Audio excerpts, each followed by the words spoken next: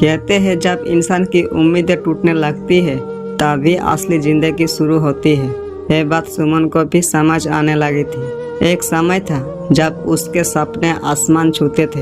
एक इंजीनियर बनने का, देश की सेवा करने का ख्वाब उसके दिल में धड़कता था। लेकिन किस्मत ने उसके साथ कुछ और ही खेल खेला। सुमन एक छोटे से गांव का रहने वाला था। पढ़ाई में होशियार था, लेकिन घर की आर्थिक स्थिति खराब होने की वजह से उसे पढ़ाई छोड़नी पड़ी। परिवार की जिम्मेदारी उसके कंधों पर आ गई। वो खेतों में काम करने लगा। धीरे धीरे उसकी उम्र बढ़ती गई और उसके सपने धुंधले पड़ने लगे। एक दिन गांव में एक दुर्घटना हुई। एक ट्रक अनियंत्रित होकर एक पेड़ से टकरा गया। उसमें सवार लोग पूरी तरह घायल हो गए। गांव में अफरा तफरी मच गई। लोग घायलों को बचाने की कोशिश कर रहे थे। सुमन भी भीड़ में शामिल था। तभी उसकी नज़र एक बच्ची पर पड़ी। वो बच्ची बेहोश पड़ी थी और उसके शरीर से खून बह रहा था। सुमन के दिल में कुछ उठा। वो बच्ची को उठाकर गाड़ी में बैठाया और उसे अस्पताल पहुंचाया। डॉक्टर ने बच्ची की हालत गंभीर बताई। सुमन ने हिम्मत नहीं हारी। उसने बच्ची के परिजनों की खोज शुरू की। काफ़ी मकसद के बाद उसे बच्ची के पिता का पता चला। बच्ची के पिता एक बड़े शहर में रहते थे। वो एक अमीर व्यापारी थे। जब उन्हें अपनी बेटी के बारे में पता चला तो वो तुरंत गांव पहुंचे। उन्होंने सुमन को अपनी बेटी की जान बचाने के लिए धन्यवाद दिया। उन्होंने सुमन से कहा कि वो कुछ भी मांग सकता है।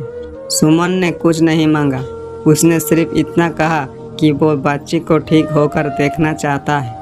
बच्ची धीरे धीरे ठीक होने लगी। सुमन रोज अस्पताल जाता था। बच्ची के साथ खेलता था, उसे कहानियाँ सुनाता था। बच्ची भी सुमन से बहुत प्यार करने लगी थी। एक दिन बच्ची के पिता ने सुमन को बुलाया। उन्होंने कहा, सुमन, तुमने मेरी बेटी की जान बचाई है। मैं तुम्हारा बहुत आभारी हूँ। मैं तुम्हारे लिए कुछ करना चाहता हूँ। तुम क्या चाहते हो? सुमन ने कुछ देर सोचा, फिर बोला, मुझे पढ़ाई करनी है।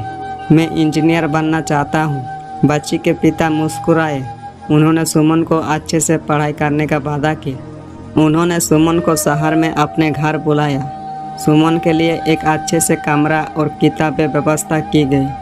शहर में आकर सुमन की दुनिया बदल गई। वो एक नए संसार में पहुंच गया था। उसे पढ़ाई का मौका मिला। उसने दिन रात मेहनत की।